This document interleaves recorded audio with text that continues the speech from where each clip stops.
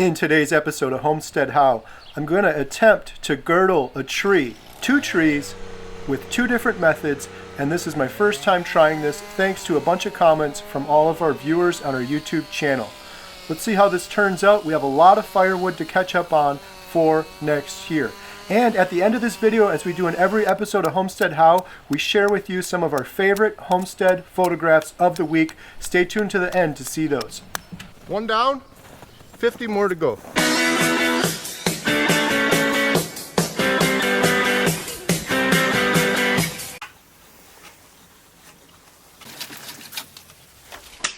Carrie here from Homestead How. Welcome to our homestead. In today's video, we've got some red ribbon, and I've got my saw, and I got a new hatchet, and we're gonna head out into the woods, and we're gonna try to girdle some trees so that we can catch up on wood for our outdoor wood burner. If you guys follow our channel, you know we heat our entire house from an outdoor wood burner. However, this year we've shut it down and we're trying to catch up on firewood because we haven't been able to get 2 years supply caught up. We have enough for this year, but we don't have enough to season for next year. We're gonna get caught up today. We're gonna head out there and we're gonna girdle some trees. Come along with us and see how we do.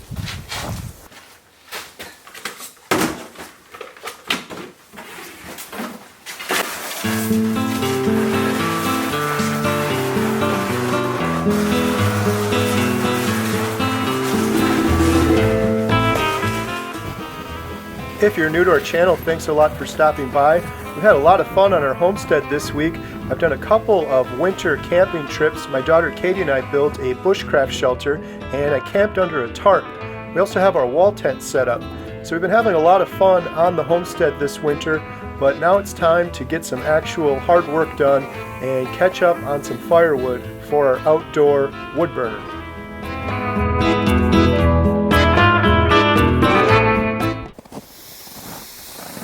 We got a lot of fresh tracks out here. We can see this track going over there. That was a bunny. It was very close. You think this is bunnies? Yes, because it just ran away. Yeah, it's a bunny. Look, he slept right here. Uh-huh. Why do you think he sleeps right there, Jen? Why didn't he go over under the tree and sleep? We got lots of bunnies.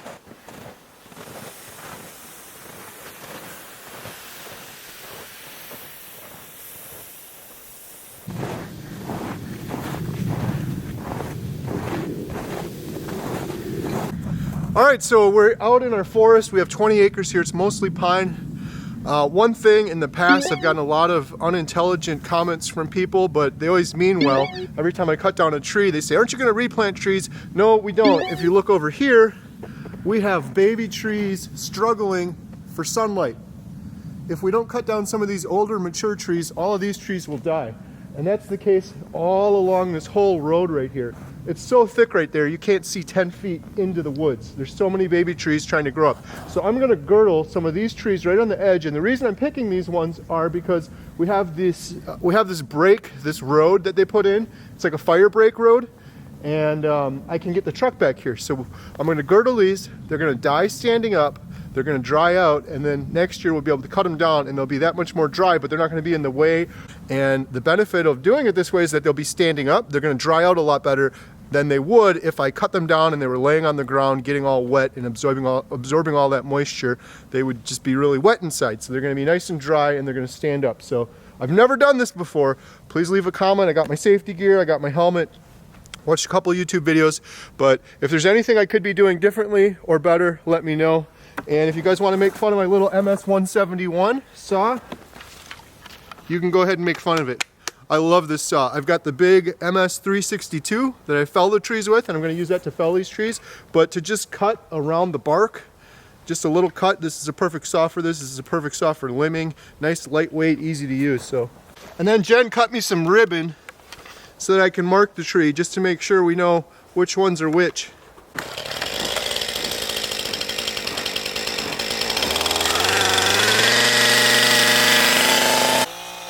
Even though I'm just girdling this tree and I'm not felling the tree now, it's still important to have a clear escape path as well as a clear area to work, as I'm going to need to get around the entire tree.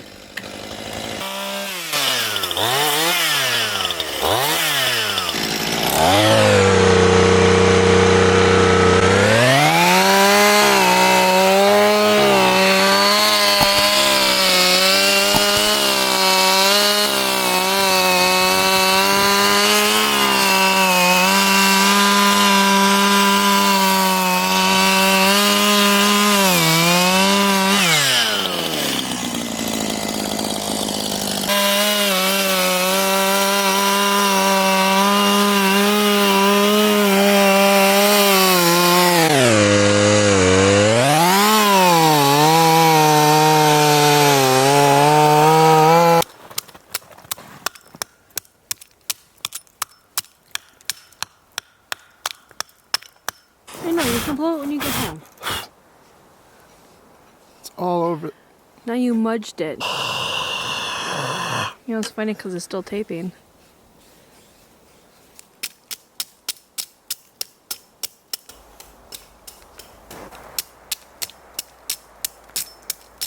Basically, I cut 2 cuts all the way around the perimeter of the tree, and I went in enough to get the bark off and then a little bit more. And this will kill the tree. It'll stop the nutrients from seeping up the tree. And one of the things that'll happen is all of the needles will die on the top. That'll allow more sunshine to come down and allow some of these other baby trees here to grow. And it'll die standing up, so it'll start drying out earlier. So next year when I come back, or after a little bit longer than that even, it'll be nice and dry. I can fell it and it'll dry standing up.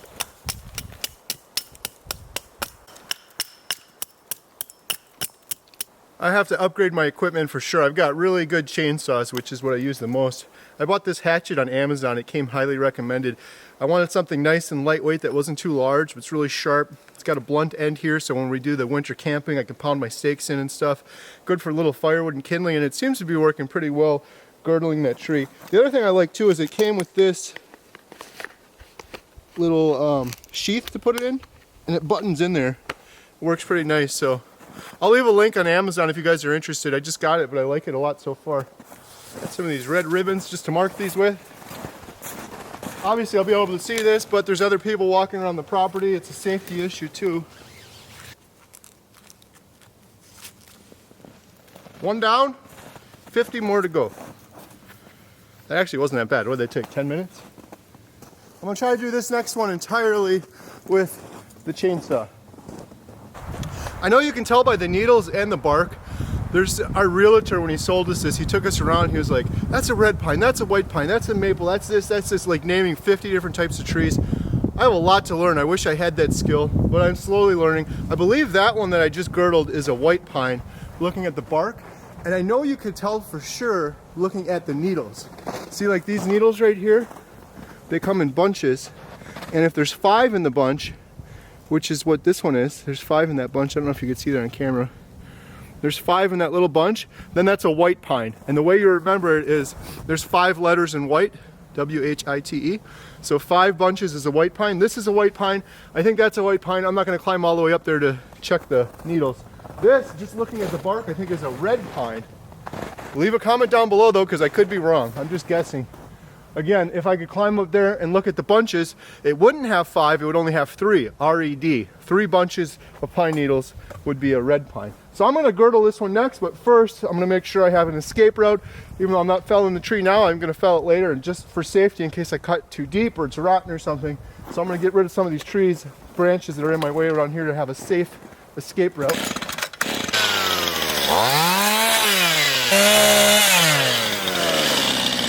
So now I got a nice escape path. Also, I got a nice area to work my way all the way around the tree.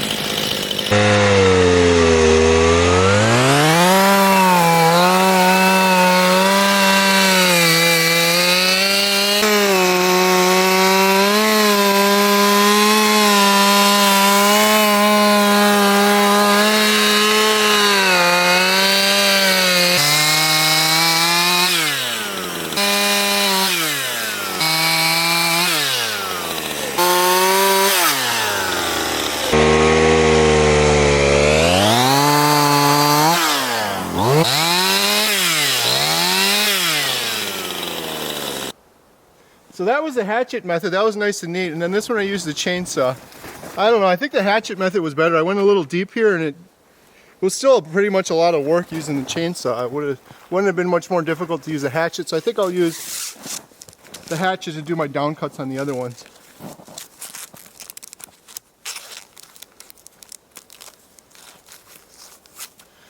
Alright, so that's the general idea. We've got 2 of these done. We're going to do this whole row all the way down, and we'll show you when it's all done.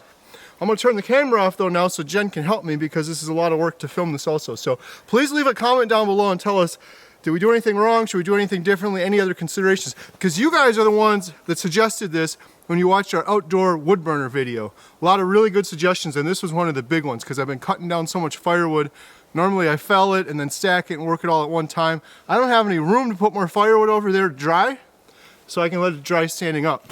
As promised, here are a few of our favorite photos from this week on our homestead and about.